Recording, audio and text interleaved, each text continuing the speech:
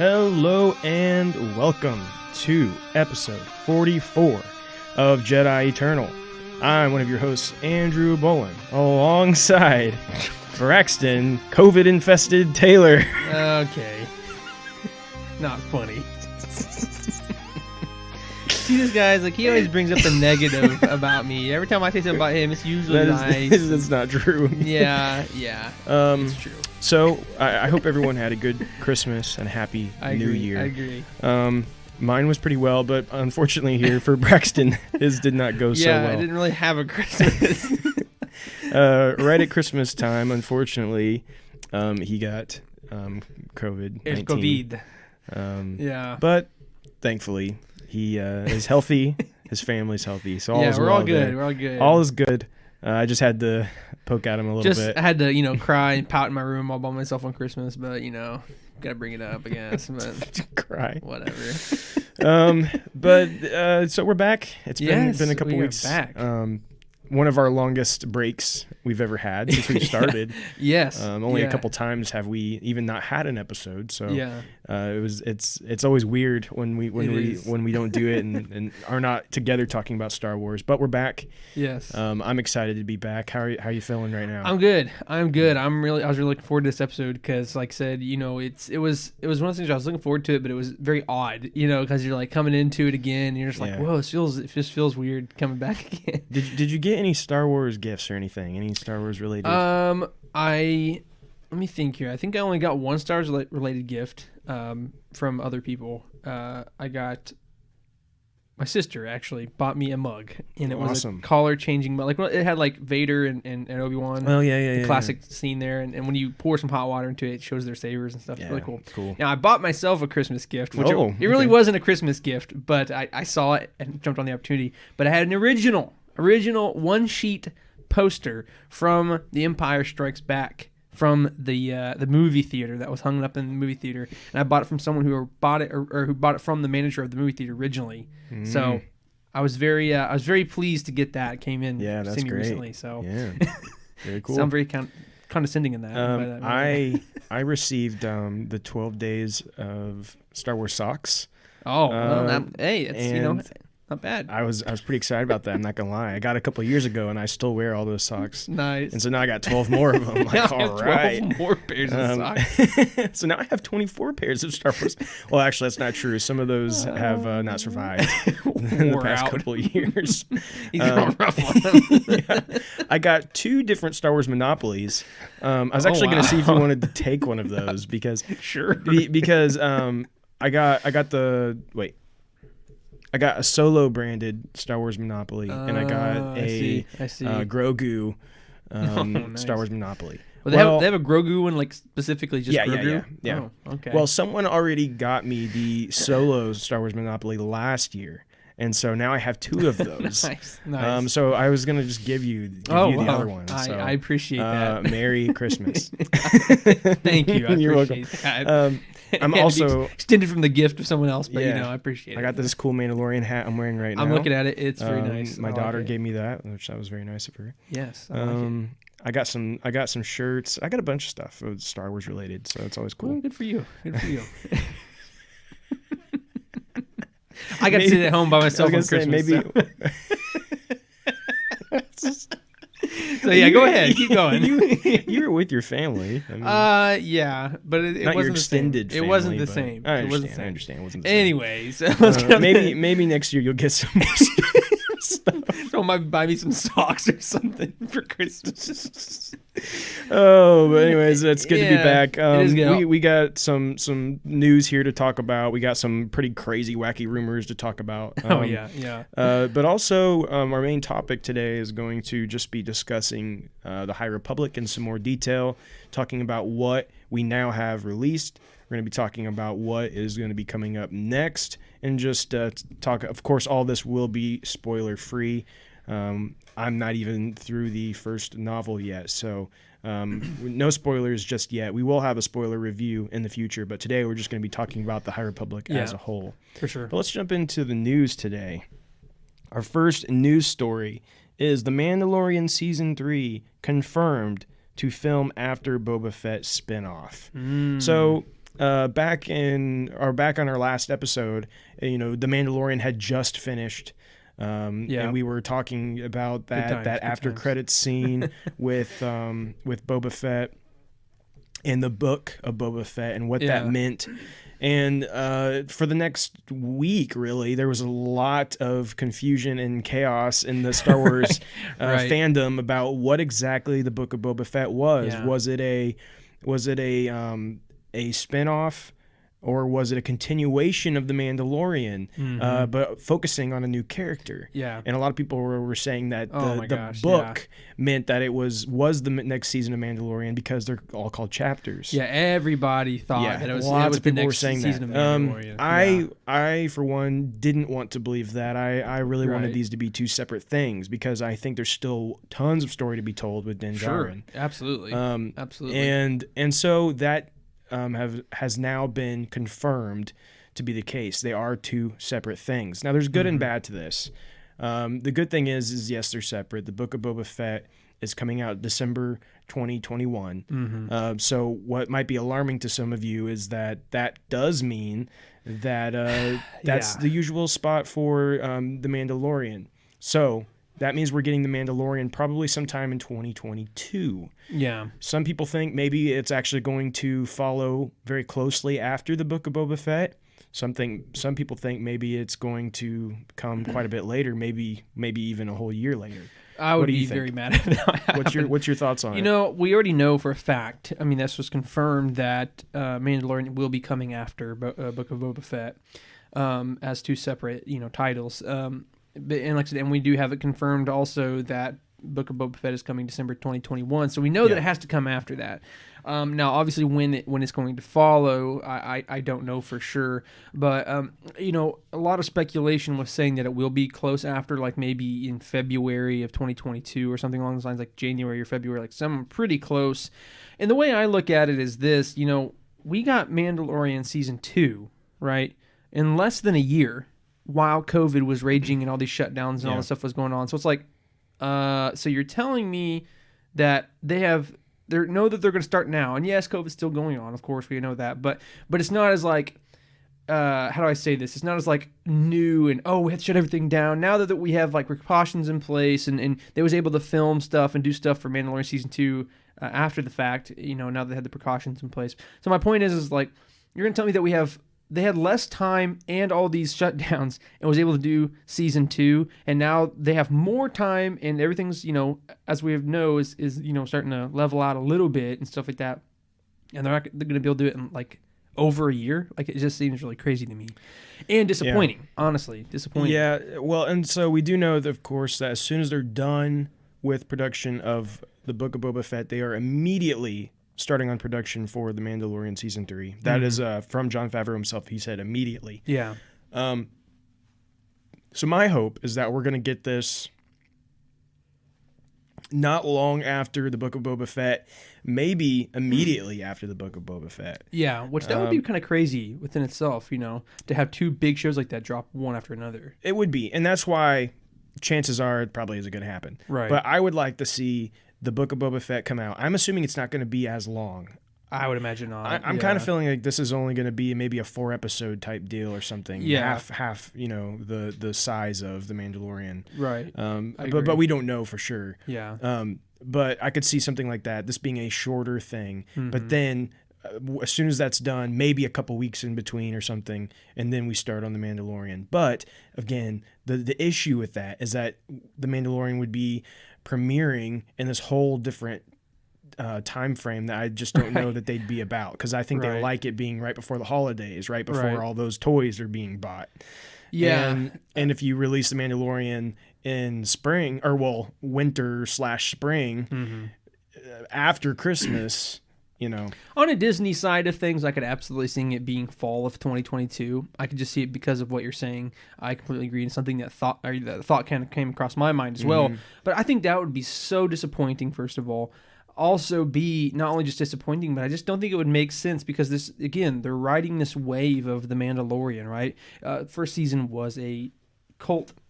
What's that word? A cult hit, whatever, you know what I'm saying? Like, everyone loved it. And the problem was with that is that, let me rephrase that.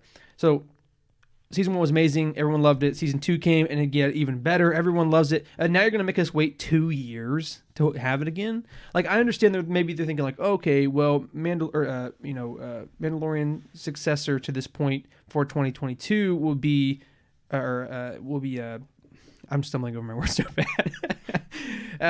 Goodness. You forget how to do this? Yeah, I mean, it's been like 2.5 weeks. I don't know how to talk anymore, apparently. So no, but they're basically saying that Boba Fett, Book of Boba Fett, will kind of carry on that torch until it comes again. But the problem with that, to me, is it's not the same thing. I mean, they had a lot of wonderful, amazing scenes of Boba Fett in The Mandalorian Season 2, but at the same point, it's still not Mando, right? It's still not Grogu. It's still not that connection, that thing that they have together. So it's a completely different show.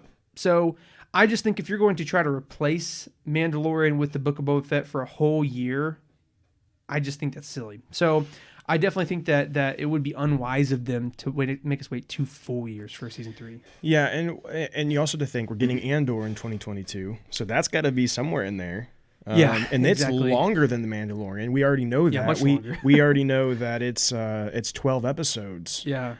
So that's that's going to fill up a big span of 2022, 12 weeks of 2022, right? Yeah, precisely. Well, I mean, I guess they could maybe double up at the beginning or something. That is a maybe possibility. somebody drop it all at the same time. You don't know. You never know. You never know what their plan will be. But 12 episodes, potentially 12 weeks in a row. Well, it's like 4 months. And so, I mean, what? What? Well, it would be 4 months, but whatever. Just keep going. I don't know what are you laughing at? Leave me alone. I'm just making fun of you. Just shut up. But maybe 3 months. Something like that. I don't know. Oh man, this is fun. This is fun. We're just breaking the ice. Your face is so red right now. Okay, you're embarrassing me. I'm sorry. I know, we're just breaking it back. I'm trying to shake off the chains of my despondency. You know, shake off the chains. Just trying to get it back into the flow of things. I know, dude. Sorry, I've had COVID brain for a while now. So this trash truck of an episode. Yeah, pretty much. Trash truck on fire. Well, the next one will be a lot better. So tune in next week. Maybe we'll remember how to do this by then. Whatever. But yeah, so anyways, and that's not the only thing coming in 2022. I know there's going to be more. I can't remember exactly what right now that we have coming in 2022. But yeah, so I mean, just again, I could see where they would actually I could see how they would make us wait because okay, well you're getting Book of Boba Fett, you're getting the Andor show, right? Cassian or whatever it's called. I don't know. I don't even care anymore. But my point is like, you know, okay, they could stretch the Boba Fett thing out if it's 4 episodes, 4 weeks, okay? And then you stretch out the Andor thing week by week for 12 weeks. I mean, you're getting kind of close to the fall already to some degree, right? I mean, you're still a few months away, whatever, but you see what I'm saying? So I could see how they would get away with it, but man, I don't know that I would be happy with that. So we're talking a lot on this one thing. So yeah, well, I was trying to hurry and look up the projects that are 2022 because I want to see what else we have to compete with during that time. I just want somebody just to list it plain and simple. Well, you know, it's never that easy, you know, if you want something. Apparently that's asking for too much. Yeah, it pretty much is. You can go ahead to the next one. All right, I might interrupt you at some point. Because we got, I mean, this is kind of coming in on the same time frame to some degree as well. But so the next thing is we was talking about the Ahsoka series. So whenever we had our updates for all of the new upcoming series, that was, it was, what was it? The Investor Day had announced like 10 to 12 different new projects, and one of those was the Ahsoka series. So we had been getting rumors about this for a very long time, and that the Ahsoka series was going to come and all this stuff, and we could hardly believe it, and they were like, oh my gosh, it really did come true. So we were really thinking like, okay, you know, nobody else could really be over this, right? They could, maybe some directors and stuff, but someone who's writing this has to be Dave Filoni. And come to find out, Dave Filoni is the writer, or at least the main writer for the Ahsoka series, which is great news because this is his character, so it's going to be very awesome that he's going to be the main writer for this. And not only that, but I do know that Dave Filoni and Jon Favreau will still, as they are in The Mandalorian, are going to continue to be the showrunners for this series as well, including the Rangers of the New Republic. But so anyway, so it's good to know that Dave Filoni is being the writer and the showrunner for Ahsoka, again, because it's it's his character, he created it. So that's kind of like, okay, that's basic news. But one thing I did want to talk about a little bit was, since this is a show strictly about Ahsoka, and it's not just an episode in a series that she's in, but this is her show. I think that we need to have some kind of callback, honor to something to do with Ashley Eckstein. Since this is, she gave birth to this character, to her voice, to her mannerisms. Yes, Filoni wrote it and stuff like that, and he is the originator, but, Ashley Eckstein really gave life to this character, and I think after everything that's happened, I think it would be a great honor for her to come into this Ahsoka show. Like, it's her own show. You know what I'm saying? I think that they need to do something to tie Ashley into this. I don't know what that would even be, but I think it would be awesome. So, what's your thoughts on that? Yeah, no, I agree. I still think it's a shame that she's not been involved. I agree. Somehow, when well, for example, we watched the behind the scenes gallery of season 2. Yeah. Today actually. Yeah.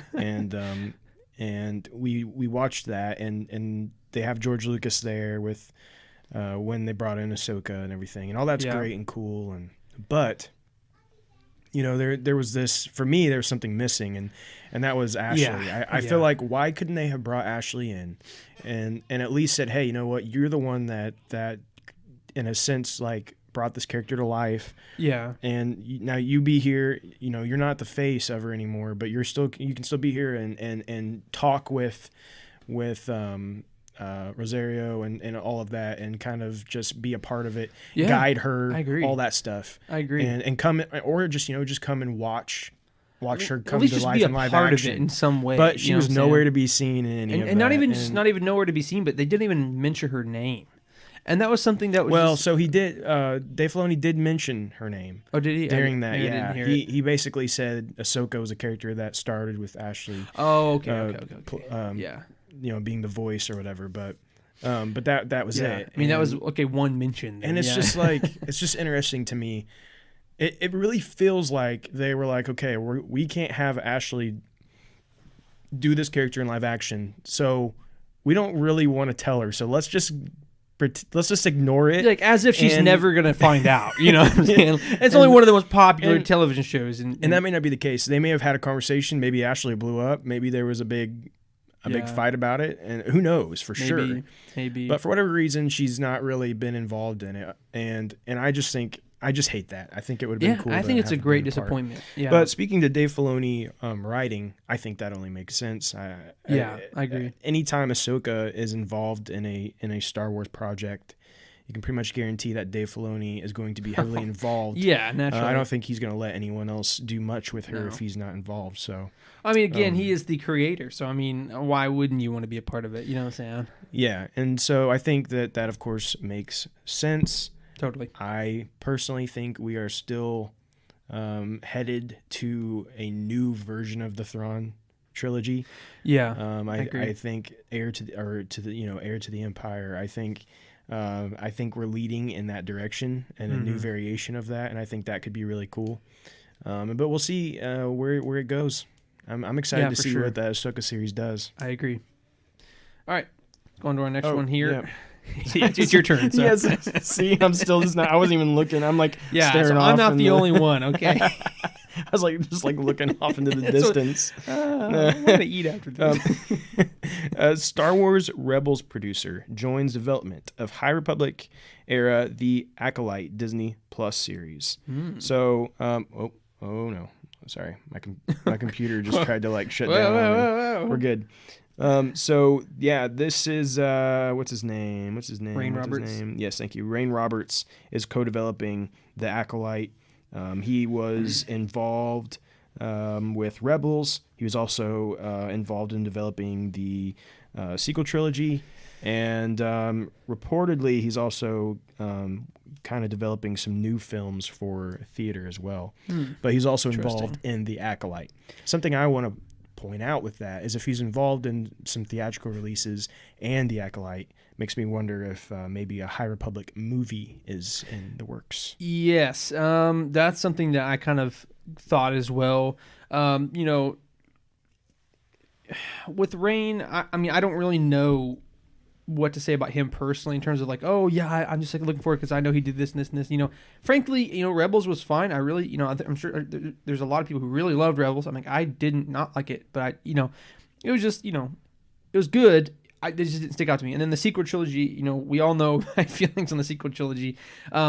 Star Wars, I love the fact that it's Star Wars, but it wasn't my favorite. So him, some of these titles that he's worked on stuff, it doesn't really excite me. But what, again, like you said, what does excite me though is the fact that there could be possibly some kind of theatrical release or at least some kind of movie related to the High Republic. That is exciting prospect to me for sure. And rumor has it that your favorite character from the sequel trilogy is Finn. So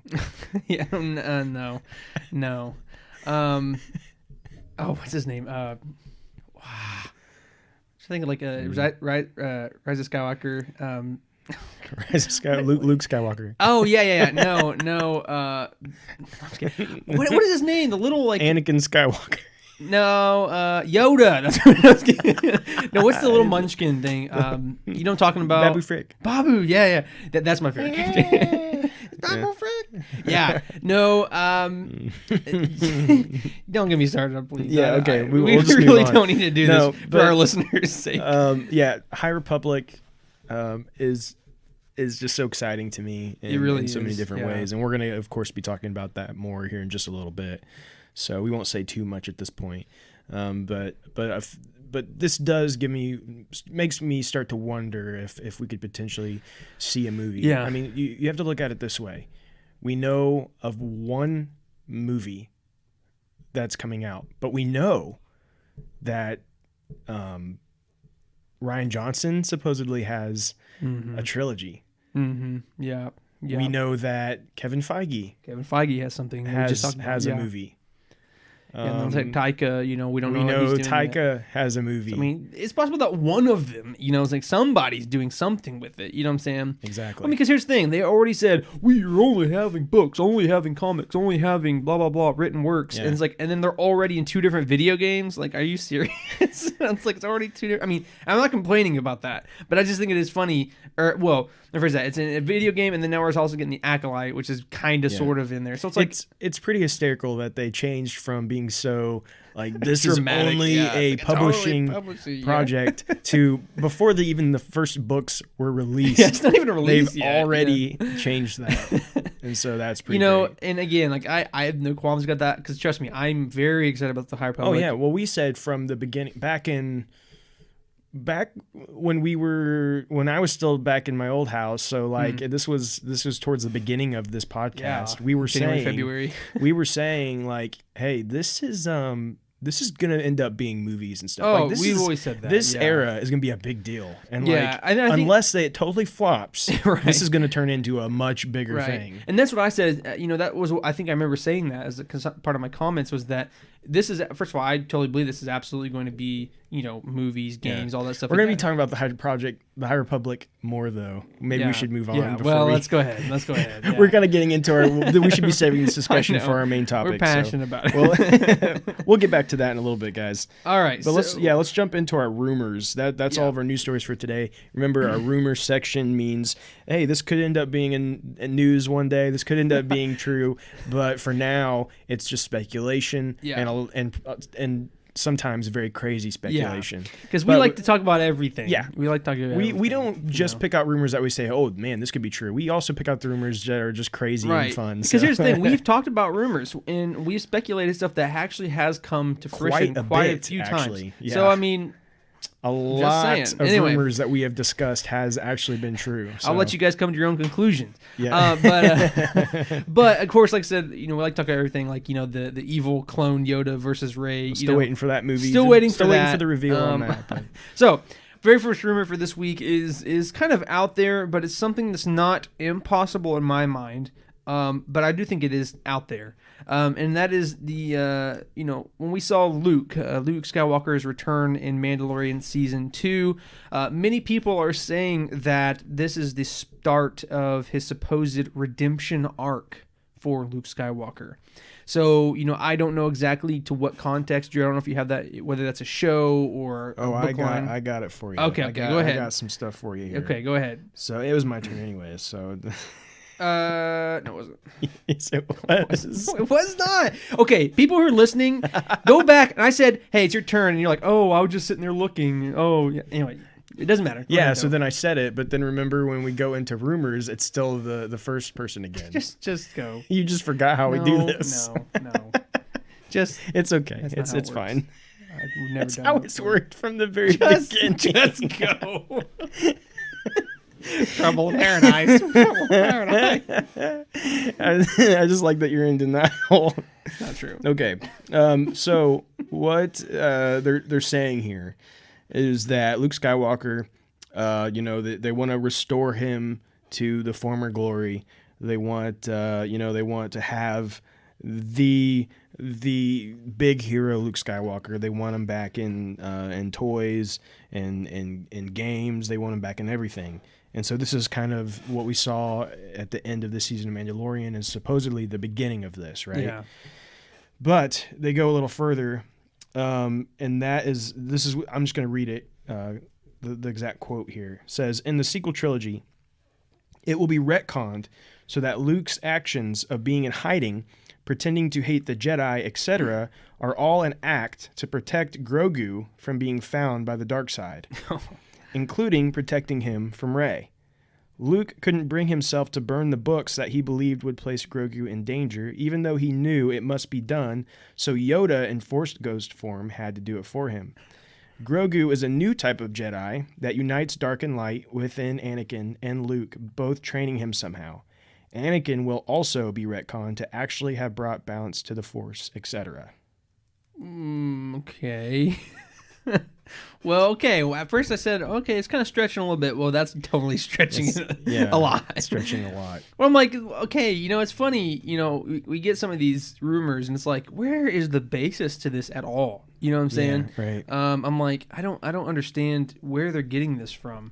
Trust me, I more than anybody want to see Luke redeemed. I do think that they kind of gave him a disservice. Even Mark Hamill himself thought that the sequel trilogy gave him a disservice to the character of Luke. Yeah. So I more than anybody want this, but man, that is a big stretch, saying that he's hiding. I mean, I don't need to regurgitate what you just said, but man, that is just a lot. That is pretty crazy. So, I mean, what do you think, though? I mean, do you think there's any credit to that at all, or do you think that that's just too far out? I think that they are wanting to do a redemption for Luke Skywalker. I think that we are going to see him in more projects in some form, and I think we are going to get more of that hero Luke Skywalker. But yeah, the whole him hiding Grogu thing is where I draw the line. Yeah, I don't. And then retconning he can't burn it, so Yoda has to do it for him. And yeah, I personally believe Grogu's already. I don't think Grogu stays with Luke for very long. No, I don't either. Well, let me just say this real quick, and I think I talked about this last episode, if I remember correctly.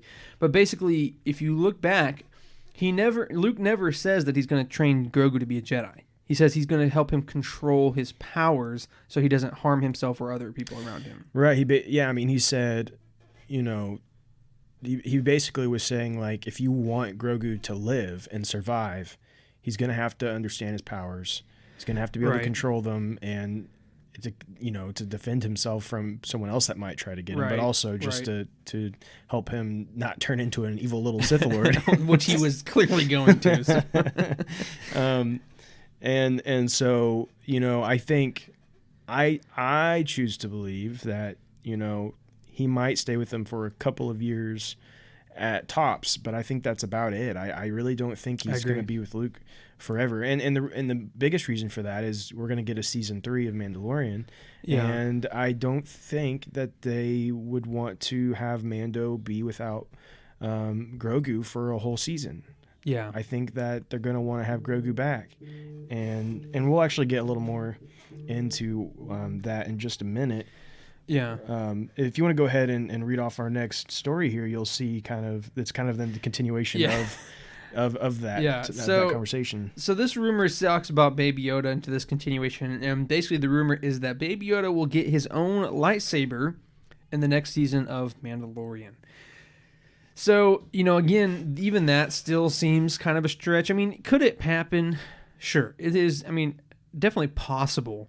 But with that being said, I mean, where is he going to get it from? And if Luke's not teaching him to be a Jedi, why would he help him to get a kyber crystal? And then try? I mean, at this point, unless there's like a major change, in his genetics or whatever, Baby Yoda is still Baby Yoda, right? He can't speak. He's just kind of like, he's definitely smarter than we think he is after communicating through the Force, but stuff like that. But he's still like, he can't wield a lightsaber. I'm sorry, but that can't happen unless there's like some major time jumps or something like that in the next season. So getting a lightsaber would be interesting. This is from Daniel Rickman, who has had some pretty accurate stuff shared in the past. He has a Patreon that you pay to get these things from him, and I don't know exactly where he gets his information, but he does seem to have a lot of accurate information in the past. And so with that being said, he's basically saying that in season 3, Grogu returns as a trained Jedi wielding his very own lightsaber. I mean, that would be adorable, first of all. Yeah.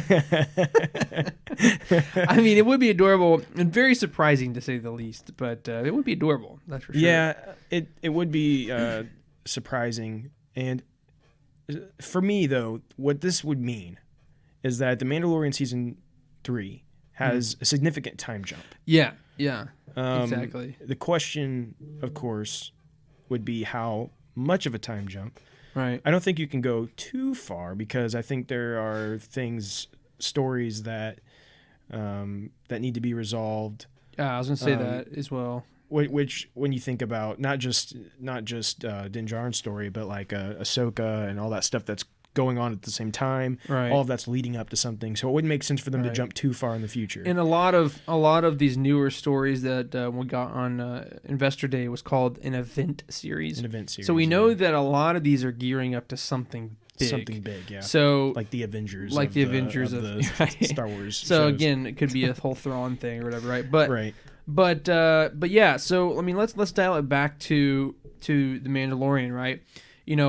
I think, like I said, I don't think there could be a huge time jump because it would be skipping so much stuff. And even going back a little bit further to our previous comments, just talking about how Baby Yoda might not be in the next season or whatever. Because here's the thing.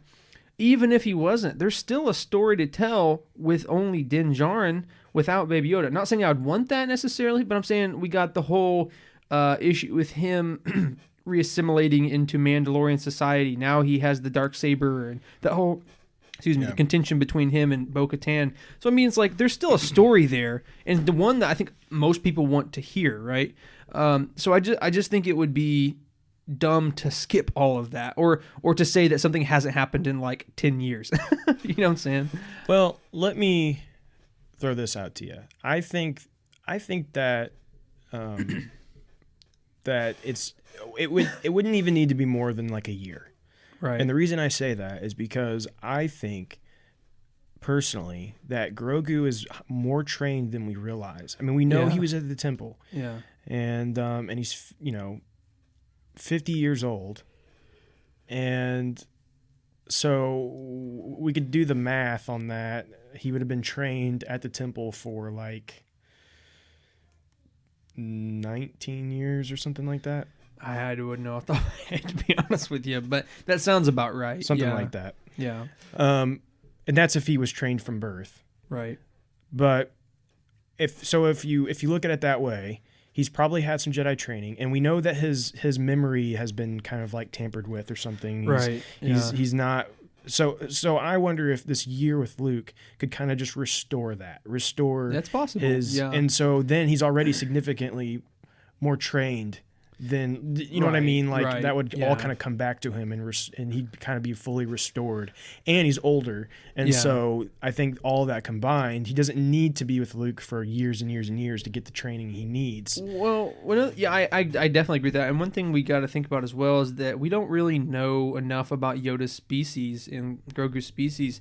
How do they age? Is there like just like a snap of the finger at one point now all of a sudden they've really grown up, or is it a progression of time? Like, okay, at 50 they're still kind of a baby, but as they go to like 60, 65, 70, like as a child grows up from a baby to we don't know, or we don't know when it happens. Or is there like one day where all of a sudden he's just okay, now he can speak, now he's kind of like an adult now? You know what I really hope it is, and this is what I would really hope for. I hope that it goes straight from what Baby Yoda is now to literally just as old as Yoda looks. That would be huge, like a huge surprise. I mean, it would be so funny though if all of a sudden, if it happened in The Mandalorian, he comes back. All of a sudden, like he looks back, like, or maybe he already has him back with him. He's a baby, and then like the next day, all of a sudden, he's just like. Well, I mean, it could be one of those things where they like he goes to sleep for a long time. He's not sure what's going on, and like he's metamorphosizing to old Yoda. But I mean, we know Yoda, who is in the High Republic. And he's like, what, 400, I guess? Something like that? Yeah, something like that, I think. Well, more like 650 to 700, right? He's 600? Something like that, yeah. Let's say 600. Or what, he's like 900 in the... He's 900 in Return of the Jedi. Like so like 260 years before that. Okay, yeah. So it would be like 650. Yeah, so anyways, he's already old. Like, he's... there are images of his version of the High Republic. He stands up a little straighter. Like that's like the biggest. Just about. Yeah. That's like the biggest thing. And so of course, like that's still way more years than what we've seen out of Grogu. But exactly. I don't know that I want to see like a middle-aged. Like receding hairline, baby. Like, I don't know that I want to see a teenager or middle age. Like I love the really old and I love the little baby. Yeah, but I don't know if I need an in between. Like, I think it would be interesting to see him like as like a toddler. Like, I mean, like a little older, like old enough that can start to speak now and things of that nature, but still like a Baby Yoda type character. Yeah, I agree. Because like I said, otherwise it would almost have to be like older Baby Yoda, like Yoda. You know what I'm saying? Yeah. I agree with that. I definitely agree with that. So yeah, I guess we'll move on here. We talked about that forever. Guys, we haven't been back for so long. We have so much to say. Yeah. So moving on to our next rumor, Marvel's Loki creator joins Kevin Feige's Star Wars movie. Now, a lot of trusted sources have been reporting on this, including Deadline. They reported that the Loki head writer, which is Michael Waldron, has been tapped to write this new Star Wars feature film. Of course, we haven't seen Loki yet, but I'm hearing it's supposed to be pretty good, and so maybe we'll be a little more excited about that after we watch Loki. But he's also, I guess, they're saying he's part of an unprecedented overall deal that he signed with the studios with Disney that has rarely been given in recent years.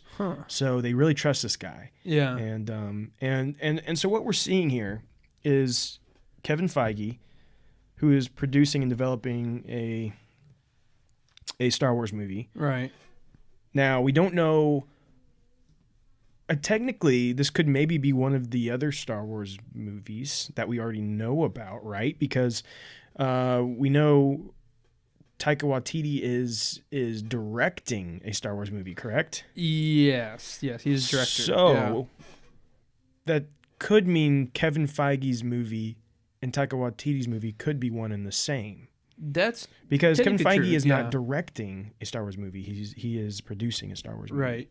Yeah, I mean, technically, it could be the same thing. Absolutely. But most people are reporting these as two separate things for now until we know more, and so we'll do the same, I guess. Right. But Kevin Feige is kind of getting to dip his hands into Star Wars a little bit. Yeah. And I think we're going to maybe see more of this as this goes on, because we know he is a very trusted person to be given these things, as what we've seen him do with the MCU. Yeah. And so now we have a writer.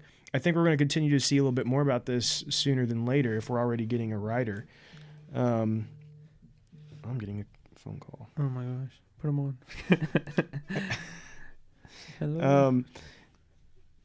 Go ahead and throw in the next part, though, that we have here on the next rumor there, because this is kind of talking about the same deal. So this kind of tying into some degree, kind of the Marvel thing going on. Well, I was gonna say it's interesting, of course, that Kevin Feige, who's a huge Marvel guy, has his own movie. So of course, then he's going to bring in other Marvel people. So I could see that being pretty credible, because Kevin Feige's going to kind of want to stay with his own people that he trusts and stuff. So I mean, like I said, I have nothing really a whole lot to say about that, and about being excited over, because we don't know about Loki or whatever. But I am excited just knowing that Kevin Feige is affiliated, and that if he trusts this creator, then bring him in too, because Kevin Feige did a great job with Marvel, and so I'm sure he'll do great with Star Wars as well. But so the second to last rumor actually kind of somewhat involves that, and that is that Robert Downey Jr. is rumored to have some sort of Star Wars role in the future. And that's pretty wild to me. And I'm going to be honest with you. I love Robert Downey Jr. I love RDJ. But I said this in previous episodes, and I'll say it again. I don't know that I would want RDJ or someone like him to be in Star Wars, right? Because this is something we've talked about in other episodes, and that is, I like the fact that each person who comes into Star Wars becomes that character, and I'm sure other actors hate that, right? Like, I know Harrison Ford hates that. He hates that he's Han Solo. But I love that, like, these unknown people come in and they embody these characters, and that's who they become, and that's like who they are. But when I look at RDJ, I see him in every other role he's ever played, specifically Iron Man, right? So it's going to be hard for me to separate, if this was true or is true, it's going to be hard for me to separate in my mind him from his other characters. You know what I'm saying? Well, yeah, and that's the problem with an iconic character like Tony Stark, or even like Luke Skywalker. Mark Hamill was rarely ever put in anything else, because people would say, well, they know you as Luke Skywalker. I can't put you in my movie. That's all they'll be able to see. Exactly. And and that kind of goes the same for Robert Downey Jr. It's hard to see him in another movie and not just think, oh, that's Tony Stark.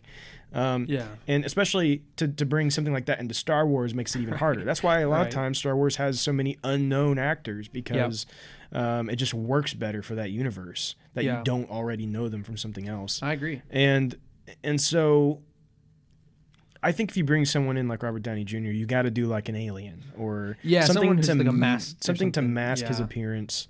Maybe he's just the voice of something. Man, he has such a distinctive voice too, though. He does. You're right. Yeah, so it's like, that's very true. I mean, if you know anything about RDJ, I mean, everything about him is distinctive. You know what I'm saying? That's very true. I think I could get through it better though if it was just his voice. Sure. Yeah, I could too. But the rumor here is that he's been in talks with Jon Favreau, and so if he's talking with Jon Favreau, that means it's probably in one of these Disney Plus shows. Which, that would surprise me, though, because RDJ is so big. You know what I'm saying? He's been in so many things, and I just don't... I would be frankly surprised, that if he was in a Disney Plus only show. Oh, me too. And I think it would make more sense if he was in this Kevin Feige movie. I agree, but this is all pretty crazy. For a while, the rumor was that he was going to be playing Thrawn, which is just ridiculous. Yeah, that's insane. Yeah. I don't know that's to me that's just silly. I'm not even gonna. Yeah, let's not talk about that. I mean, there's no credence to that. But that was the rumor going on for a while, and then the guys from Kessler on Transmission, they sometimes have the right thing. They were like, no, he's not playing Thrawn, but he has been in talks with Favreau, and then for some reason they deleted their tweet. So, and here's the thing. Him and Jon Favreau was over, he's either Iron Man 1 or Iron Man 2, and Jon Favreau was in some of the movies, right? In several of the movies. So it's like, him and RDJ talking, like, that's not a surprise. And it could just come up on the topic, oh, hey, so you've been doing Star Wars stuff. How's that going? Yeah, pretty good. And make a joke about him being in something, and oh yeah, okay, you know. Right. I mean, I could imagine that like someone overheard the conversation or something, and then thought like, oh yeah, he might be, you know, having talks with it, you know. I think it'd be more, you know, for me to believe it, it'd be more just like a casual conversation. They're kind of joking about it. It's not really something. Yeah. Yeah. 'Cause, I mean, I guarantee RDJ and Jon Favreau talk. You know what I'm saying? Oh, sure. So let's move on to our last rumor here. Okay. And our last rumor is that the Mandalorian characters, including Ahsoka, are rumored to join Disney parks. Interesting. I think that this is no surprise. Yeah. I think right now the Disney parks are focused on the sequel trilogy, and the sequel trilogy is now over. It's also not everyone's favorite, right? But everybody, with the wild success of The Mandalorian, you know, almost everybody loves The Mandalorian, right? So this would not surprise me at all if they decide to start to change Batu to be set during this time of The Mandalorian, and all these Disney Plus shows that are going to be connected to it. Yeah, and they said before that Batu or Galaxy's Edge would change with what Star Wars projects they were currently working with. And on a side note, I'm just saying if I don't get to see Batu before it changes something else, I'm gonna be very disappointed because although a sequel trilogy is not my favorite, I mean I still want to see it though. Well, it's gonna, you know, it's still gonna be that place. Yeah, it's just like the characters will be kind different and that kind of stuff. Yeah, it's gonna be they're gonna try. I mean, essentially they'll be changing the era. Yeah, it's like it's Batu, but it's, you know, in the era, you know, 30 years earlier or something like that. You know, exactly. So I think that's the way they'll go with it. So like you'll probably see some normal stormtroopers instead of first order stormtroopers. Yeah, which actually would be kind of cool. You know, Kylo Ren probably won't be walking around anymore. It'll be maybe Darth Vader will show up or something. That'd be cool. I mean, I'd cool you know, that. Mandalorian's after that, but right. They might stretch it a little and have some more original trilogy. Because what else would you put in there, right? Because that is a kind of a dead space with major movies. They might have some more like original trilogy characters around. Yeah. But I don't know. I think that it would make sense because. Oh wait, hold on. Let me read this real quick. Okay. All right. This here says the Galaxy's Edge experience is considered canon, so they probably wouldn't have Darth Vader, which I actually already knew that, but thinking about it more, they probably wouldn't. But this here says Kylo Ren does exist in the Mandalorian's universe. He may be 4 years old, but he does exist. And the thinking right now is, yes, last year's guests were excited. They're about to have Kylo Ren and Rey walking around Galaxy's Edge, but in a situation like this, where if they were to do something like, say, have Kylo Ren's shuttle disappear and suddenly the Razor Crest is sitting there parked, that would go from, oh, that's interesting, to, holy cow, where's the line? How do I get my picture taken with the child? Yeah. No, so basically what they're saying is, let's throw out Kylo Ren and let's bring in the child, and everyone's going to want to be there. Two things I want to say to that, right? First of all, Kylo Ren was the best part of the sequel trilogy, first of all. Agreed. Second of all, this is the most probable rumor that we've talked about today because, I mean, again, Disney cares about money. Disney cares about crowds. Disney cares about popularity. And we know for a fact that Grogu is a huge success. And if they had the Razor Crest there, and if they had somebody on deck that could puppeteer a little Grogu in like a little Grogu puppet and like have it, you know, move its head and blink and stuff, and people could like maybe not hold it, but like come near it and take a picture. Dude, are you kidding me? Dude, people who don't even care about Star Wars would be coming to do that because Grogu has become like this meme almost amongst 40-year-old women that, like, you know, and went from Minions to Baby Yoda, you know, and that's bled out to not just 40-year-old women, to a lot of different people. So I mean, there's people who don't even care about Star Wars that care about Grogu. So I mean, it only makes sense that would be something would happen. You know what I'm saying? Yeah, so no, totally. I'd be cool with it, you know, for sure. I mean, I think it'd be really cool, actually. So yeah, bring it on. And Disney, if you want to convince us by giving us free tickets, you know, if you want to send us there, whatever. We might do it. We'll report on it. Well, I mean, we'll think about it. We'll think about it. Yeah, I mean, we'll have to check the schedule, but we might squeeze it in. We might fit it in. Yeah. Yeah, we know nobody at Disney's listening. Definitely nobody at Del Rey. Say Disney might listen, but definitely not the folks at Del Rey. They won't listen to me for nothing. We want your books. So that's the end of our rumors. As you can tell, we had a lot of crazy stuff today. But we're going to jump into our releases real quick. Only one thing really of note to discuss, and that is Darth Vader issue 9. It will be coming out on Wednesday. That's really the only thing to really talk about right now. Again, right now, we just had some High Republic releases, and so that's great. But really, for the next while, we're not going to really be seeing a whole lot until we know when the Bad Batch comes out. That's really the next big thing. And so right now, it'll just be a lot of comic stuff probably that we'll be discussing and releases. Pretty much, yeah. So this is the dry period for Yeah. Before we go into our Q&A, though, I do want to mention our top fans. This is our Facebook top fans. We like to just make notice of them because we appreciate that they are taking their time to talk with us and to discuss things. So also, while you're getting your stuff together, I just want to say, for those of you who are listening, when we say top fans, this is a Facebook curated list. So we're not choosing this. Right. This is like, basically, if you have interacted with us on Facebook notates essentially who has interacted the most with likes, comments, shares, etc. So again, we're not picking favorites. Right, we're not picking favorites. Facebook is doing it for us, and we're just making note of it. So, so interpret that as you will. Yeah. But so let's just start. We'll do our top 5. We'll start with 5. Go to our number 1. Yep. So number 5 is Alex Mason. Alex, who has been a top fan for 7 months. That's legendary, dude. That's awesome. Appreciate Thank you, Alex. We love you here a lot at Jedi Eternal. Absolutely. Always appreciate it. Yes. Number 4 is Brandon Dukes, top fan for 7 months. By the way, none of these are going to be surprising. It's going to be people you hear a lot on here. We talk about these people all the time, and there's a reason for it because they talk to us. Because there is good reason why they're on this list. So they are our biggest supporters. You know what to do.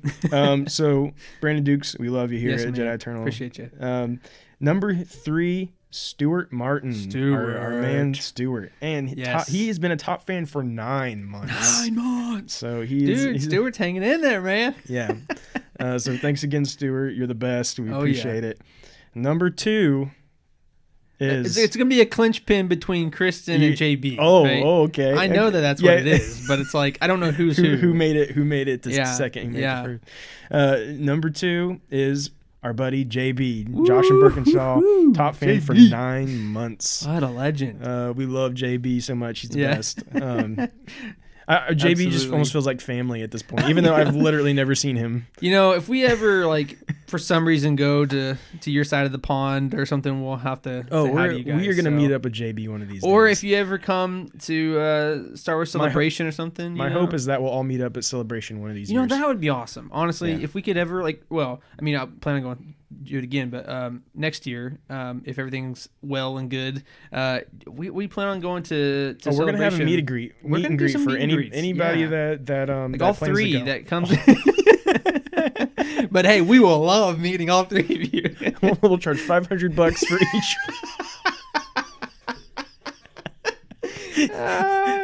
Extra $60 for an autograph. You can have one of my signed sweaty T-shirts for $6,000.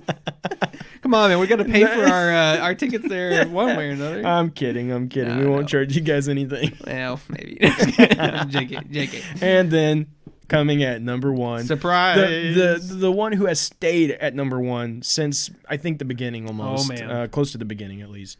And that is Michael Kristen. Kristen Perry. Kristen, what a legend! Fan for 10 months. Wow. So Kristen, we appreciate you. That's so awesome. She has stayed in that number 1 slot for 10 months, and what a legend! And that is pretty impressive. So thanks again, Kristen. Our number 1 Q&A girl. We can always depend on her to ask us a Q&A question, and we appreciate that because we were really begging this week. Yeah.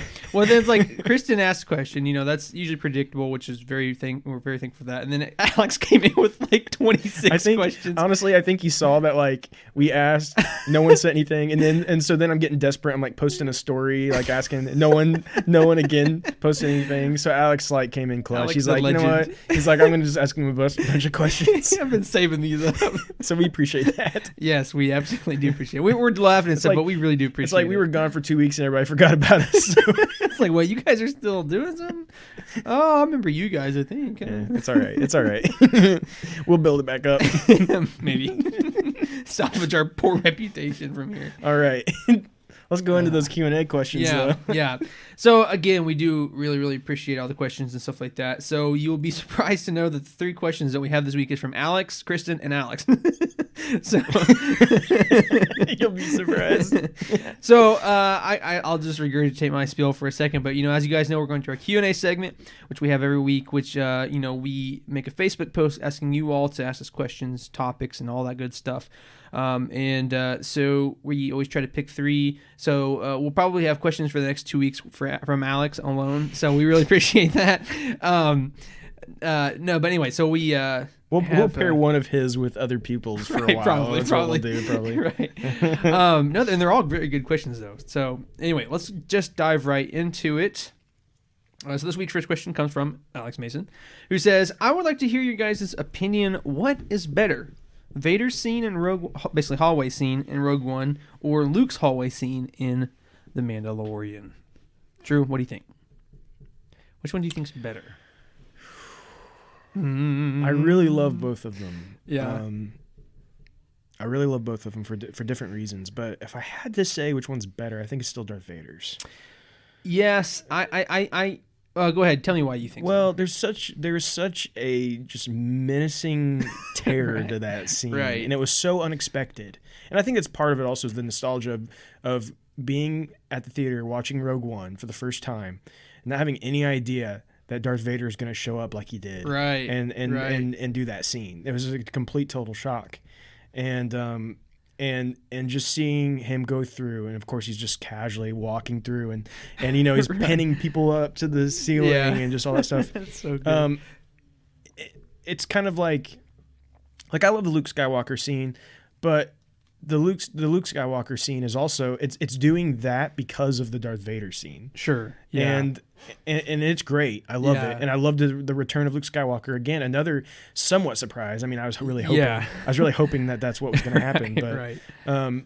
But I think the production value of the Darth Vader scene is still a little higher. Of course, it was a movie. Yeah. I think it's still a little higher than what we get out of the Luke Skywalker one. Yeah. So yeah, I have to say Darth Vader. I'm on the same page. It's incredibly close for me though, because it's incredibly close for me too. I know, but I'm just saying, like, I have to state that for myself at least. Like, it's incredibly close to me. I do think the Vader one is just because of the feel. Again, that it's just behooves that character so much. But again, I could say the same thing about Luke, because it's a complete, like, in my opinion, like a redemption scene for him, and he kicks butt like the Luke we always knew he was, and it was the best of Vader, and it was the best of Luke, really, on both of them. And it epitomized both characters perfectly on how they acted, what they said, what they did. But yeah, I mean, I have to admit, the Vader scene is just, it takes the edge like by a fraction of a centimeter, just because just the feel and the production value. I think what maybe tips over the edge for me is maybe not even Darth Vader himself, but the soldiers that were in there, the rebel soldiers. Because the fear and stuff you see on them. And like they're trying to hurry and get the information over, and it's just like, it's so like it's just real, man. It just feels like it's like actually urgent, and I think that's what really makes it for me. So I'm on the same page. Great question though. So let's just go ahead and let's just do Kristen's real quick. So our second question comes from Kristen Perry, who says, "In A New Hope, when Darth Vader and Luke were fighting, Luke had made contact with Vader's arm. Why didn't the lightsaber go through? And what, if so?" I'm sorry, I think I mistyped this. But anyway, basically, what material is the suit made of? So I think that we have talked about this before, if I'm not mistaken. But I think the last time we talked about this, there's 2 answers. First of all, Vader's suit is made of Durasteel.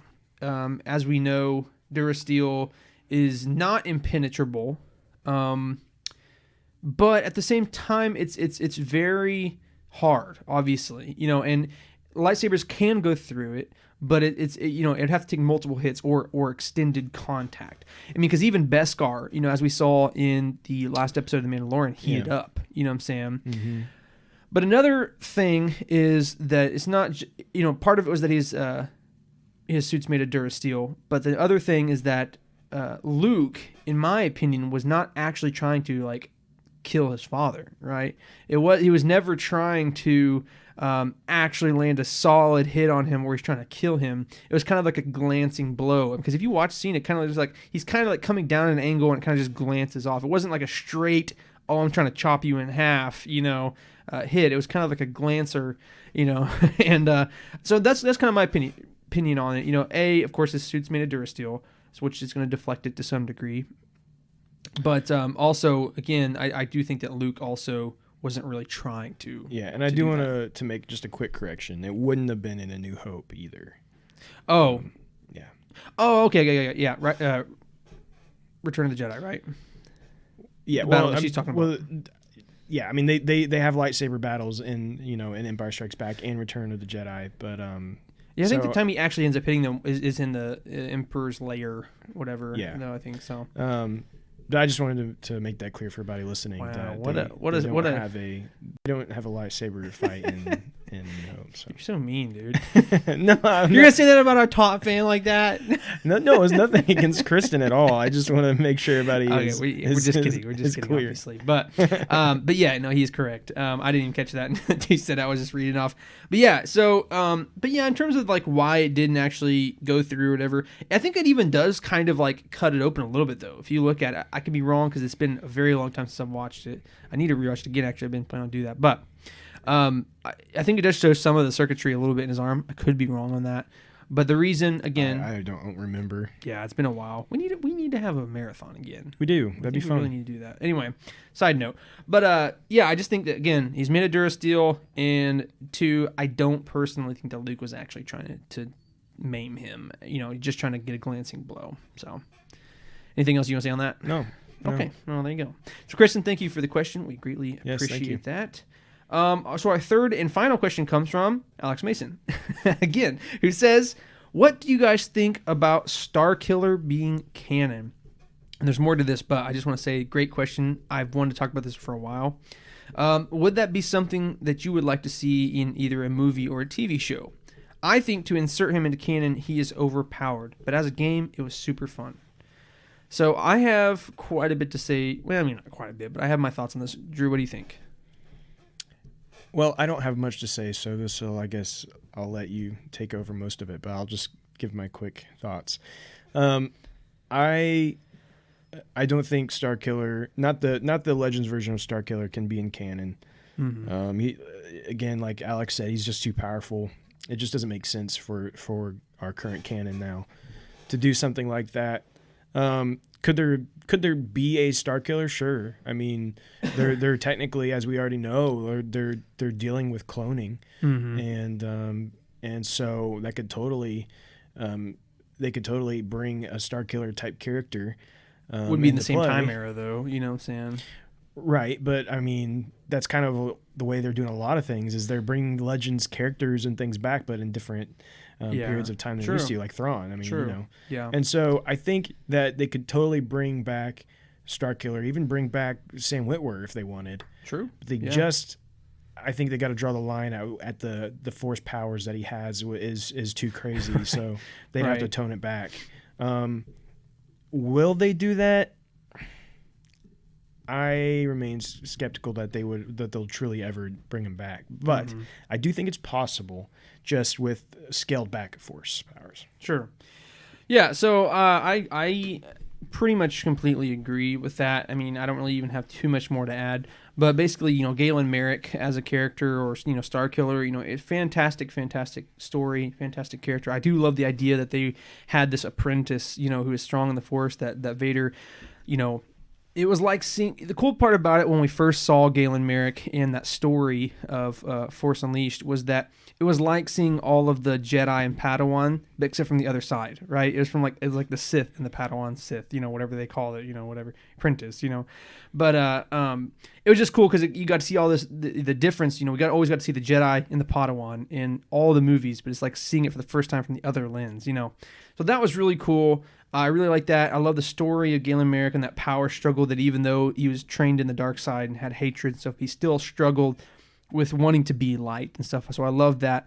And I love the fact that he was super powerful. And of course, as they cloned him, he became like way more powerful. But I completely agree. I do think that bringing him back would just completely undermine lore, because he was just way too powerful. I mean, if you see some of the Force Unleashed 2 commercials, or like not commercials, but like cut scenes and stuff, it's like, I mean, the dude's literally taking a forest full of stormtroopers with the Force, like literally lifting them up and just evaporating them into nothing. I mean, it's like, it's insanity. He also like pulls down like a Star Destroyer, doesn't into another one, I'm pretty sure. Yeah, like something crazy. Yeah. So I mean, I think the point is that when you know, Darth Vader is supposed to be like, you know, he has the highest midichlorian count. You know, I hate to even say it like that, but you know what I'm saying? Had highest midichlorian count. He had the most powerful raw Force ability and super strong in the Force and stuff like that, especially when he tapped into the dark side. But then basically Galen Merrick, specifically his clone in Force Unleashed 2, makes him look like you know, not nearly as powerful. You know what I'm saying? It completely undermines the character of Vader. So I think that's one of the reasons why he couldn't come back, is because, you know, his Force power is like unprecedented. Like nobody else is as powerful as he is. So I could talk all night about that because I do love the character and I do love the games and stuff. But yeah, I do think it would be hard to bring him back, especially just in the way we know him. Yeah. So yeah. So, guys, that concludes our Q&A for the week. We really appreciate it. You know, we're going to be obviously having our Q&A for next week as well. We'll probably sprinkle in a few Alex's other questions in there because they has some good ones. But feel free to leave some questions, whatever they may be. Our last, either our last or one before that episode. One of my buddies goes to my church, Philip Mahurin. He asked a question for the first time, and he thought, "Oh man, it's such a dumb question." And like honestly, it was a very good question. I can't remember what it was off the top of my head, but I remember saying, like, you know, and this is what I want to tell everybody. We say it a million times, but you know, there's no dumb question. Right. We would love to hear anything, even if it seems so simple. We want to talk about it. Yeah, and that's one of the reasons why we started doing this, is we want to help inform people about Star Wars. And exactly. And there's a lot of crazy stuff out there that people get told or hear. Yes. And we like to kind of set it straight. Yeah, I was going to say, and here's the thing. Maybe you don't have a question as much as you heard this and you're like, is this really true? Yeah, that works That's too. That's perfect example. It doesn't have to be a question about the lore necessarily of Star Wars. It can just be about really anything. Like you heard a rumor about something. Yeah. You think there's credibility to this? Yeah. So anyway, we appreciate it. Appreciate all of our listeners, whether you ask questions or not. We appreciate each and every one of you. So without any further ado, Drew, let's go ahead and lead on into our main topic for the day. Yes. So as some of you may have known, the High Republic has officially been released. It is upon us. It is officially here. It has started. And also there was a live stream that happened the day before the release of the books. Oh, yeah. And so we got some information from that. So what we're going to do is we're going to talk about what has been released. We're going to talk about what they talked about in the live stream. And then we'll give a quick first impression on the Light of the Jedi from what I've read of it so far. Yeah, on a side note, I ordered the book before it even came out. And like, oh, by the way, your book's not going to be shipped until January 30th. I'm like, are you kidding me? So anyway. Yeah, well, mine came on release day, so. Yeah, whatever. I don't know why that is. But. So first off, let's just talk about what was released. So for sure. We have Star Wars, The High Republic, Light of the Jedi by Charles Soule. Mm-hmm. This is the adult novel. It came out on Tuesday, and this is kind of what they're encouraging you to start with. Yeah, is this novel, and then we also have the like middle grade novel, and this is what's it called again? I'm trying to see what the test of courage. Yeah. It's like leaning over to see his book. The test of courage. This I have not touched yet, other than to just bring it in my house and set it on the table. See how much he loves it. How dare you. Thank you to Disney for giving us review copies But we have not done the review yet for that, so we'll get to it eventually. Yeah, at some point. And then we also got a children's book, which is the Great Jedi Rescue or something like that. I don't remember if that's what it's called, something like that. It's just like a literal like children's, like little small children's book. Yeah. But it's still part of the High Republic canon. And so those are the 3 books that came out. And then the next day, Wednesday, we got the High Republic comic by Kevin Scott. So that's what we have right now. Yeah. That is what we have to work with until February. I think it's like the first week of February, we will get Claudia Gray's young adult novel, Into the Dark. Yeah. Which, of course, Claudia Gray is a master Star Wars writer, so I'm sure that book is going to be amazing. Yeah, I mean, very exciting stuff. I just want to say, like, outside of like the schedule of books and stuff like that, this is what we was talking about earlier. Is just that, like, this is so exciting. It's just an exciting new time.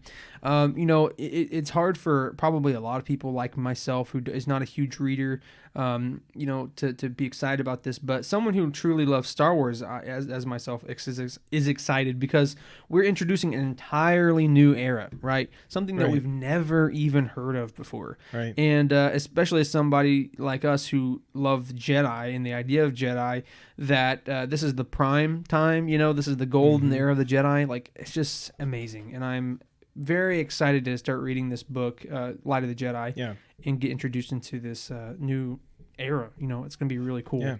And it opens up to a lot of possibilities, a lot of new things that it could go into for sure. So some of you may be wondering, what is the correct order to read these in? There is no official correct order, but I do have a recommendation for those of you who are listening. And I have seen some of the authors and stuff talk about similar orders as this. And so what I would recommend to anyone who's starting the High Republic, start with Light of the Jedi. Start with that one. Then read A Test of Courage. And then the children's book is, I doubt many of our listeners are going to get the children's book. So I think the children's book actually just tells like a small portion of the story in Light of the Jedi. So it's like just a retelling in a kid's version. Right. So you might, if you were going to get that and read it to your child, maybe wait till you finish Light of the Jedi, then read that. And then lastly, I highly encourage you to wait to read the High Republic comic till you are done with Light of the Jedi, at least. But probably Light of the Jedi and The Test of Courage. And the reason for that, and I was not aware of this. I started the High Republic comic on Wednesday. Rip. And it definitely takes place after the events of Light of the Jedi. Nice. And it's kind of surprising that they don't really like say that. Yeah, like that. Like, yeah. So I started it, and immediately I'm like, wait. I'm not going to say exactly what it was, but visually there was something I'm going to go, whoa, wait a second.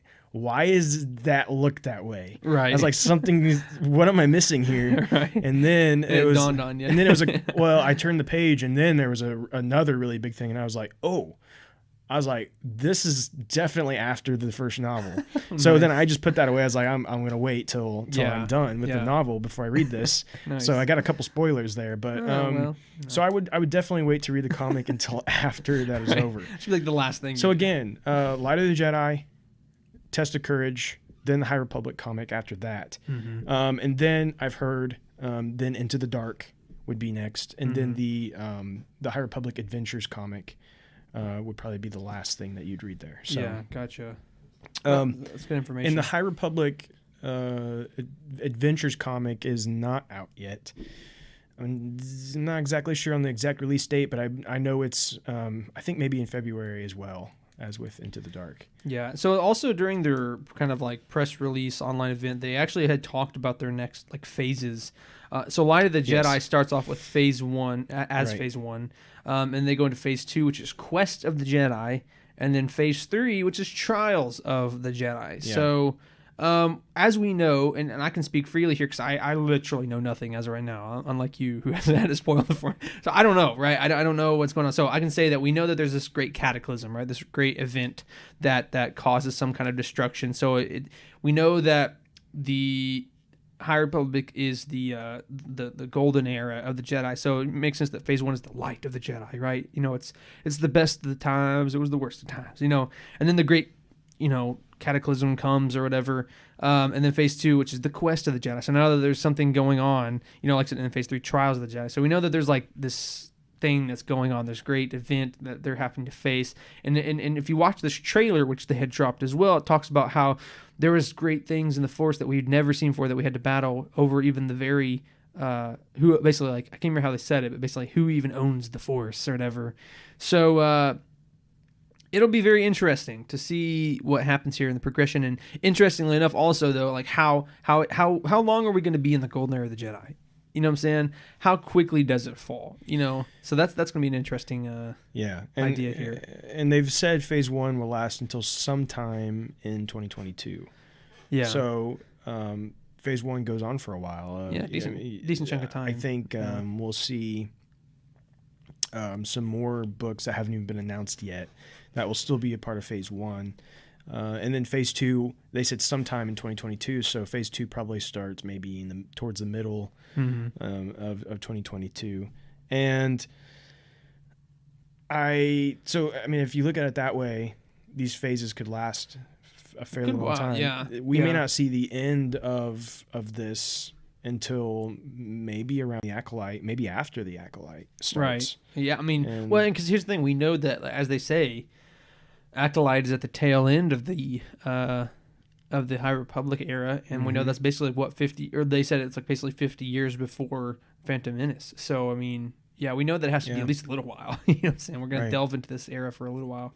And plus, and let's also say this, just because the quote unquote story ends in 2026, I don't know, I'm just throwing that number out there.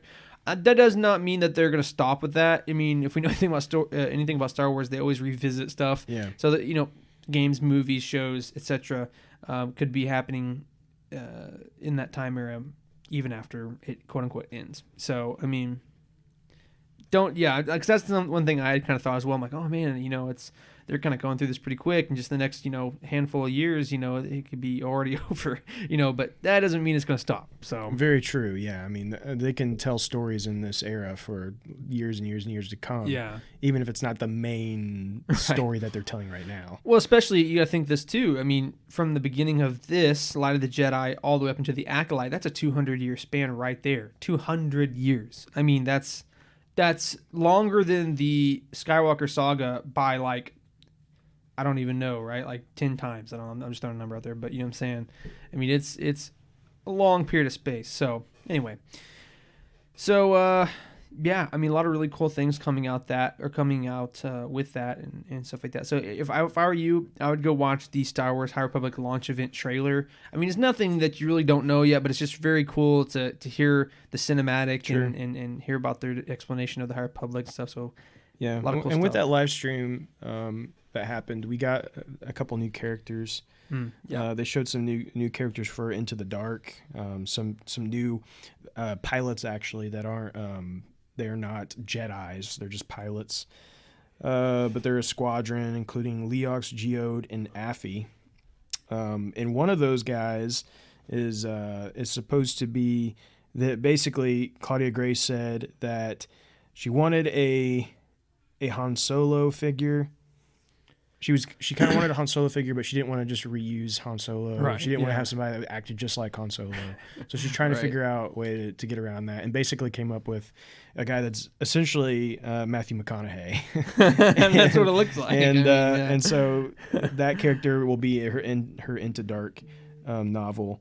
And we also got we were shown a new graphic novel. So this is specifically, I don't think this is a comic like issue by issue. I think this literally will come out as a full graphic novel release, I believe. And this is going to be called The Monster of Temple Peak, and it is written by Cavan Scott. And I don't think they give us a release date on that. Yeah, I'm looking at the Star Wars article, and it doesn't say literally it's like one sentence. They also said that the Insider magazine will continue to have some High Republic short stories throughout the whole year. Okay, interesting. So if you want more, if you just can't get enough, you can subscribe to that magazine and get some small short stories. I know Cavan Scott again is going to be writing there, and as well as Justina Ireland, she's going to be writing stories for that as well. Very cool. And then our next young adult novel is revealed, and that will be Out of the Shadows. So if you think about it, the first one was Into the Dark. This one is Out of the Shadows. Naturally. So, this one is going to be written by Justina Ireland. Yeah. And so that will be, and they made note that these characters that you're seeing in all these different novels and stories will cross over into others. So so just because, for example, just because Avar Cross Chris or whatever. Just because she is in the adult novel doesn't mean that there won't end up being a young adult story that actually she's the main character in. Right. Well, it says here. Okay, sorry. So they can all cross over into these other stories. Yeah, I'm just reading the description of Out of the Shadows, and it says Ireland will be bring the ongoing adventures of Jedi Knight Vernestra Rowe, which we know is in one of the other books. Padawan Reith Silas, aspiring inventor Avon Starros, which we know is another one as well, and more to a new audience. So, like I said, and they're saying more to a new audience because we know some of those other ones are in the adult books that are coming into the young adult novels. So absolutely, and that's what's going to be really cool about this is that it's all going to be intertwined, and I think that's kind of honestly how they're going to have to do it, because we've talked about this before, is that this is a bunch of new stuff with a lot of new characters in a new era. It's still Star Wars, but you're going to have to do something to kind of connect everything. Yeah. And in order for them to do that, obviously they're bringing in Yoda and a few different familiar faces and stuff like that, but furthermore, them taking the same characters and intersecting them between all these different books and comics, it's going to be a good way to kind of help tie that in. So once we read Light of the Jedi and get familiar with XYZ characters, then, oh, hey, look, they're there in this other one. And there's a couple of the other ones in this one. You know what I'm saying? Yeah, exactly. Yeah. And so it's going to be really cool. The next thing that we have here is the second middle grade novel that'll be coming out, and that's Race to Crash Point Tower. And that's written by Daniel Jose Older. So, again, all of these are still Phase 1, just so we're clear. There are going to be multiple novels all in Phase 1. When we very first started talking about like the next releases, we wondered if that would be Phase 2. But no, these are all still Phase 1. Everything that they've talked about so far is Phase 1. And so to me, that's actually really exciting. Yeah, it is. And that just means it guarantees us, I guess, a lot more content, which is exciting for me and for you, I'm sure, too, is that just knowing that this isn't this kind of one and done thing, right? We're going to stretch this out. It's going to be a whole new year. It's going to be a big thing, and I'm excited for that. Right. And I'm excited to see more stuff outside of just books and comics as well. As we get into the Tales from Galaxy's Edge VR experience. We see Acolyte at some point. Yeah. I thought there was another video game that had it in there too, but I could be wrong. But there's been rumors that maybe someone is working on some kind of High Republic video game of some type. So anyway, the point is that it's going to should be exciting being able to experience this new era through writing, through visuals, and that there's just a lot more to come. So that's very exciting. Very exciting, yeah. So do you want to go ahead and get into the kind of first impressions and... I do want to just say real quick that there is one other thing, and it's a comic called The Edge of Balance, and that is going to be a manga or manga, however you want to say it. I've heard people say it both ways. I never know which one is the correct way. If you're American, it's manga, and if you're Japanese, it's manga. Well, that makes it more difficult. Whatever. So I guess really, so what you are can say either way, and it works. Yeah, I guess technically. You're not Japanese, but whatever. Stop being a poser. You got to get ready for Star Wars Visions, man. Get ready. I don't know if the edge of balance is going to come over here or not, because as you guys know, there's another story that we've talked about that is a novel that is not coming to America, and so I don't know. Don't remind me if this will come to us or not, but. It's pretty crazy. So pretty crazy. Lots of stuff there to think about, lots of stuff to look forward to. But let's talk about first impressions. So kind of the last thing we're going to talk about today before we wrap up is Light of the Jedi, which is the first initial adult novel to get us kind of into this new era for the High Republic. And as he said, that is written by Charles Soule. And Andrew has been fortunate enough to get it on release day somehow. Mine's, out for 30 more days. I don't know why that is. But anyway... So Drew has had the privilege of reading some of it. He's not finished it quite yet. And again, this is not going to be spoilers. This is just kind of an impression. So Drew, let's just start off with saying, how far have you got into it? So I am about close to about 20 chapters in. So that's about 120, around 120 pages. It's about the book is in parts, so it's also like right at the end of part 1. So I'm like going into part 2. Okay, gotcha. So, but that being said, I'm not even halfway through the novel yet. Right. So I'm trying to think of questions that are not too revealing here. Yeah. But basically, as you've read it, I mean, have you gotten a taste of the fact that it's the golden era of the Jedi? Have you gotten a taste of that yet? Definitely. Gotcha. What are some non-spoiler things that you can tell us that indicate that? Well, so. The first thing you'll notice is that these are Jedi that are not weighted by the Clone Wars and all of that stuff, right? Like that stuff is not there, and so you get this sense of they're all together, they're all united, mm-hmm.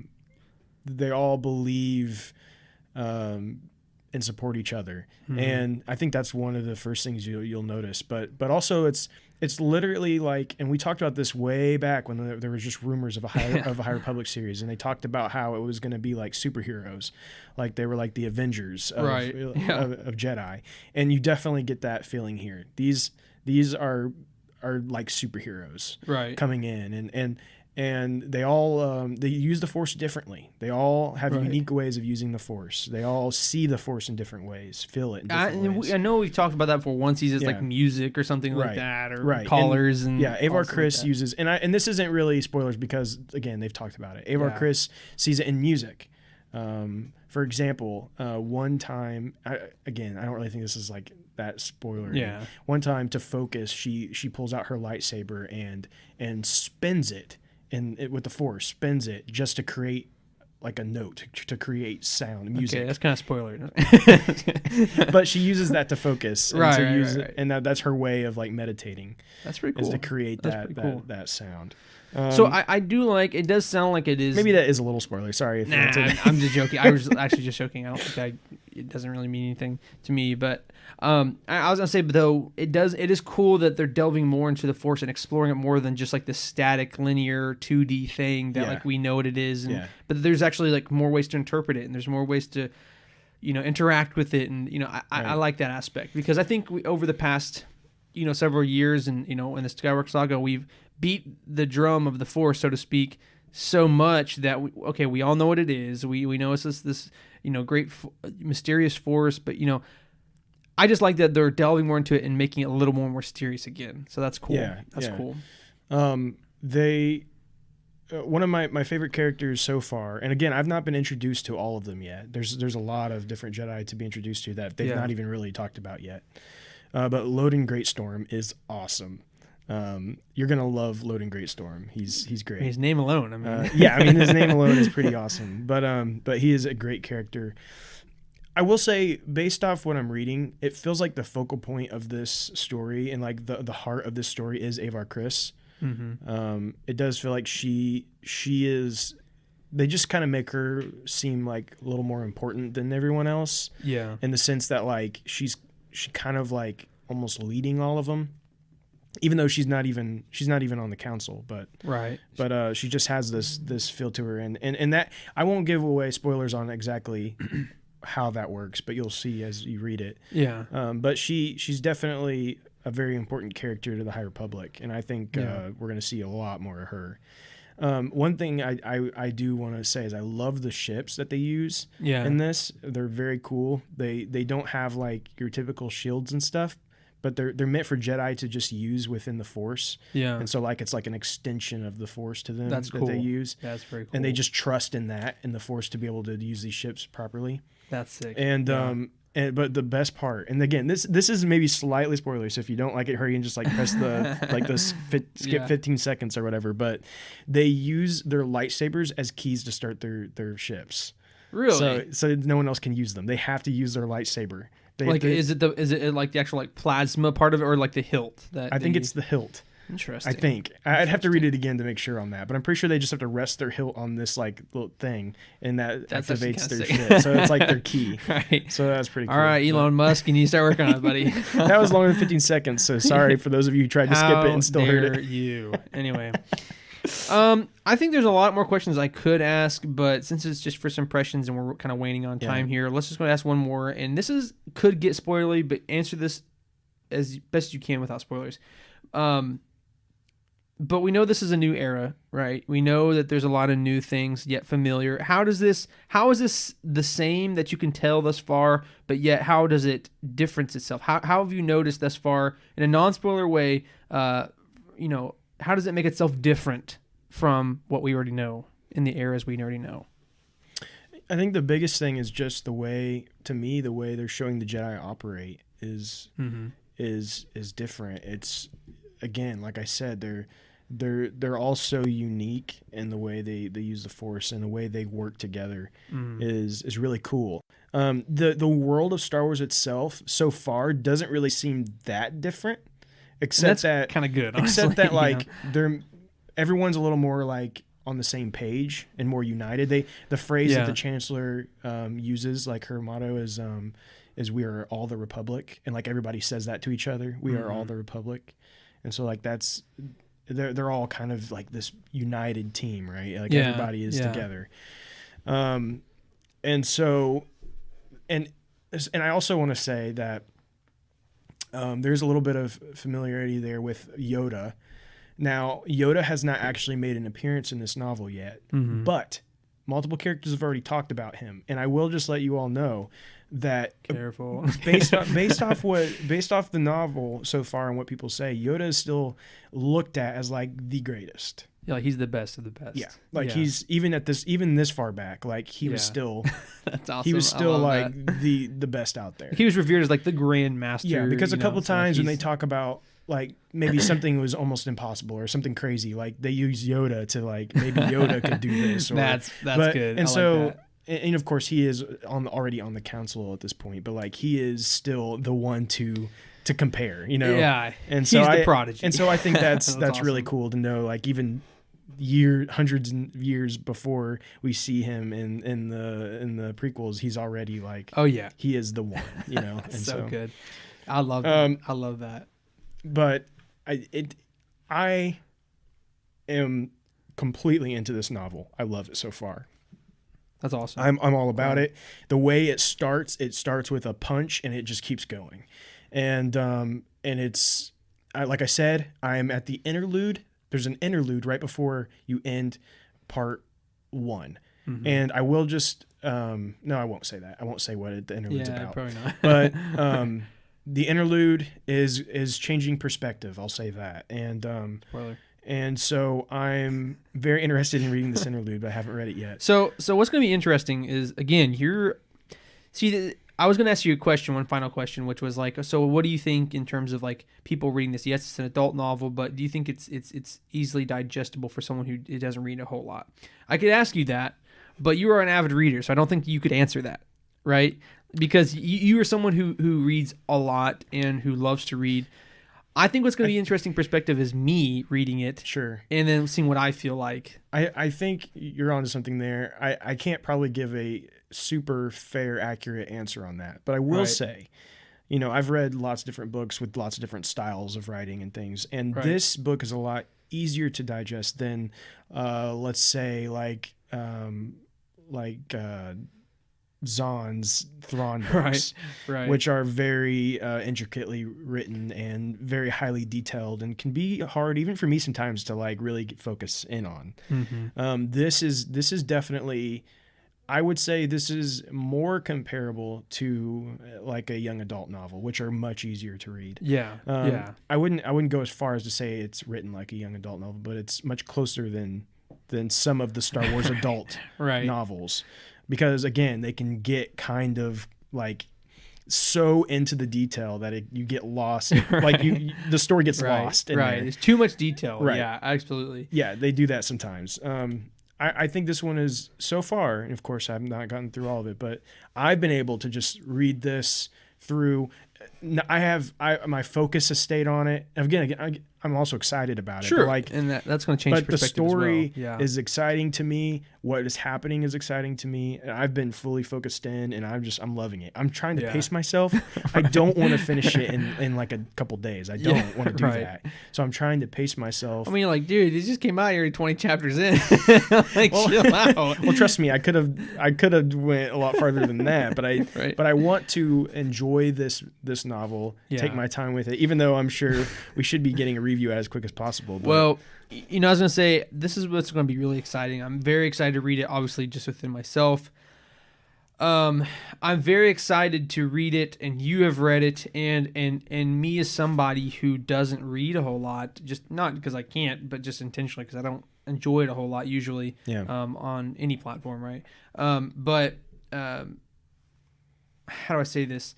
It's going to be interesting for me to read it and get that same perspective, and then I'll be able to come back and say, okay, for those of you who are listening who want to get into High Republic but who are not a big reader, as someone who's not a big reader myself, I can tell you, yes, it's easy to get into. No, it's not easy to get into, but it's worth it. Or, whatever. You know what I'm saying? Right. So I'm excited to read this and audiobook is an option too for those of you out there who don't like to read. And maybe Braxton, maybe this is something you should even consider. And I know you're getting the book, so maybe you can try that first. But if you feel like you're just not getting through it, audiobooks I know can be easier because you can just listen to them while you're doing something else. Yeah. And not have to have that full focus on flipping the pages. See, I think I have like ADHD. I think that's the problem is like it's hard for me to focus on one thing at a time. You know what I'm saying? If I can just hear it in the background. Well, and I have issues sometimes. Like I'll read a couple pages and be like, whoa, wait a second.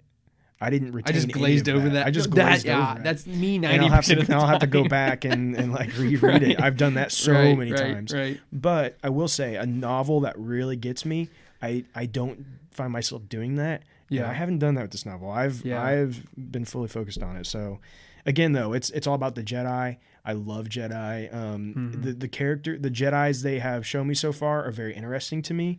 I've heard a couple of reviews out there saying the characters are kind of bland. I don't necessarily agree with that. I think, in a sense, maybe some of them are kind of your traditional heroes, but there's nothing really wrong with that. No, I think Avar Kriss right now is kind of like a Captain America or a King Arthur, kind of deal. But but I think there's not anything really wrong with that. I think people think it's bland because it is commonly used. It's done before, but that doesn't make it bland. It just means that you kind of already know what to expect. You know what I'm saying? Yeah. I think she's a great character. I think Loden Greatstorm is really awesome. I can't wait to learn more about Reath Silas. I don't remember the other guy's name, but Reath Silas is another one of the masters that we have. He's not been in the novel yet, but I know he's in it at some point, and he's got. Oh, that was a spoiler. Sorry. Come on, bro. Sorry, guys. But I know he's in it, and he looks pretty cool. So I'm excited to see more from him. But I'm not here to see you.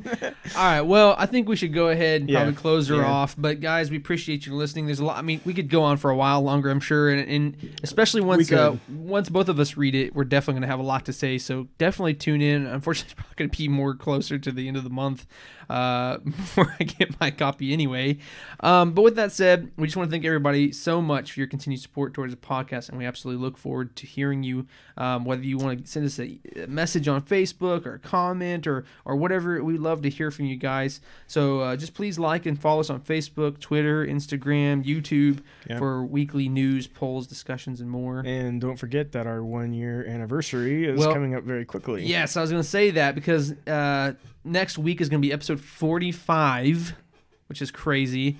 And we're 5 episodes away from the big 50. But also, like I said, our 1-year anniversary is right around the corner. So that's going to be very awesome. Some exciting stuff we'll do around those times, so be listening. Yeah, for sure. We'll let you guys know when we decide exactly what that is. It's like we're not gonna tell you what it is because we don't know either. But I didn't mean to say that. Anyway, we've talked about some things. Yeah, we talked about a few things, but we're very excited to just acknowledge it if nothing else, and just maybe do a live stream, just talk with you guys, and if you'd like to come on, we'll definitely do a live stream. Yeah. So anyway, last but not least, may the Force be with you. And we thank you for joining the Jedi Eternal.